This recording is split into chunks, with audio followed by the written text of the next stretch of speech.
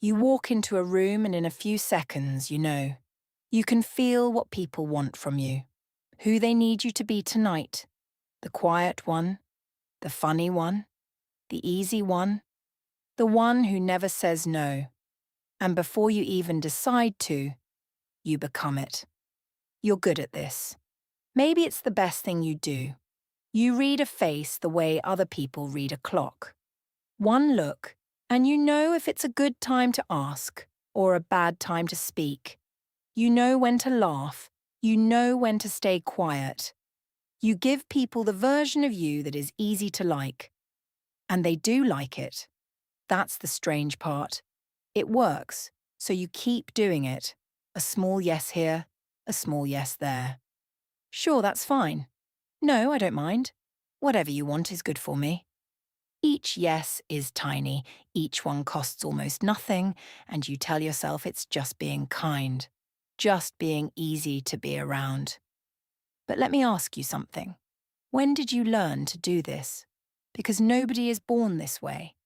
Somewhere, a long time ago, you were small and you watched. Maybe you watched a parent's face change and you learned to read the weather in it. You learned that some days the door was open and some days it was better to stay quiet. You learned that being good meant being easy, that a child who needs nothing is a child nobody gets angry at. So you became that child. You folded yourself up small and you fit. And it worked back then too. That's the thing.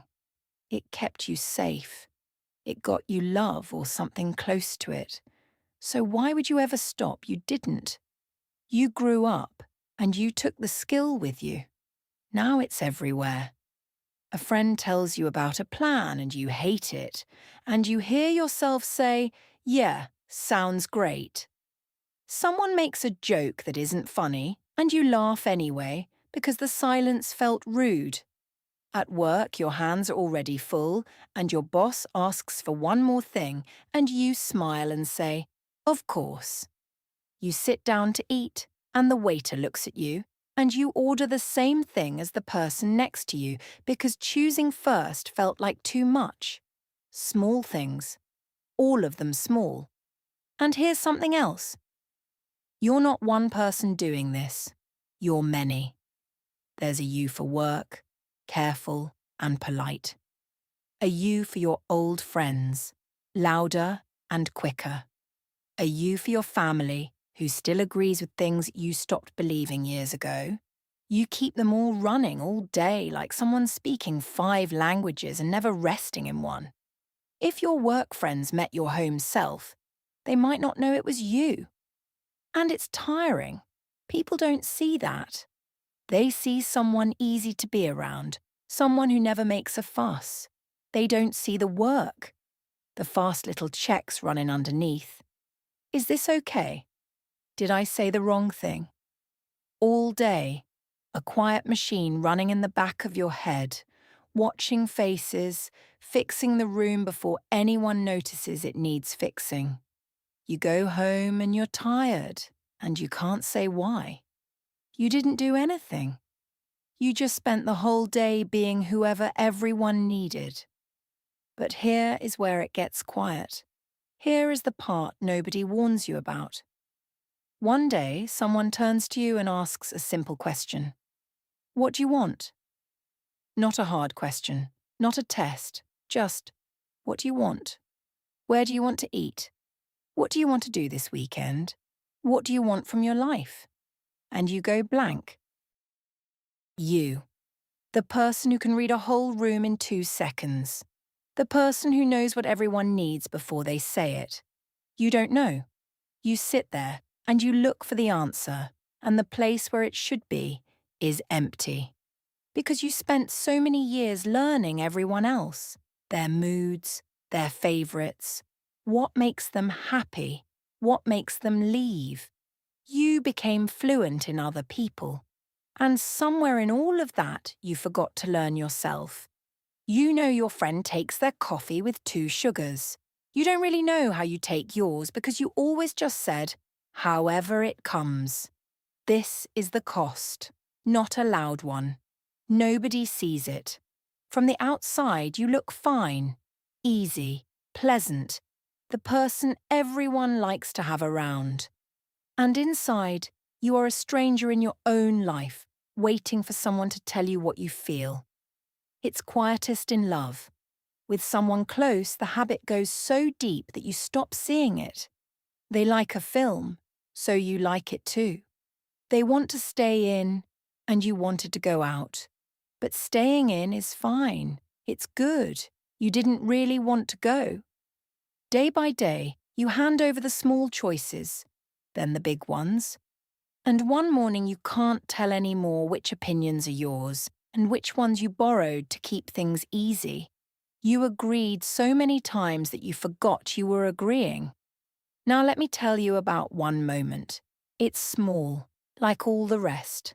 Someone asks you a question, and you feel the easy answer rise up. The smooth one, the one that keeps everybody comfortable. You can feel it in your mouth ready to go.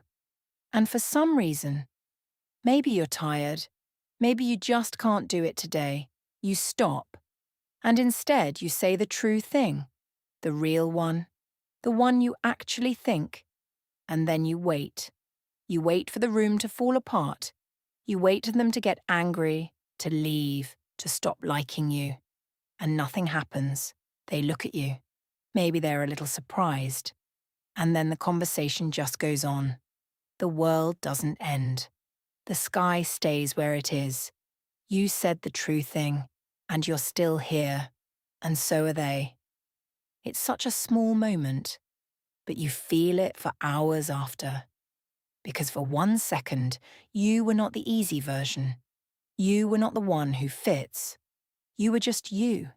And someone saw it and stayed. I'm not going to tell you to change overnight. You can't undo 20 years in an afternoon. The yeses will keep coming.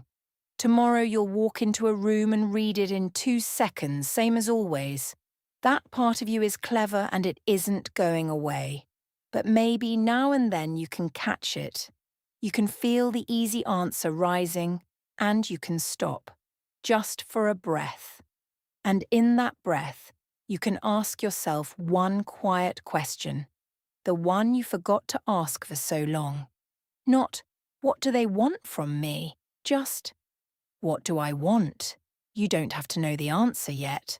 Most days you won't. But the question is yours now. Nobody handed it to you. Nobody needs you to answer it a certain way. So here you are. The room is empty. Everyone has gone home, and there's no face to read, no yes to give. It's just you, in the quiet, where nobody needs anything from you. And the only question left in the room is the one you've been avoiding your whole life. Who are you when there's no one to please?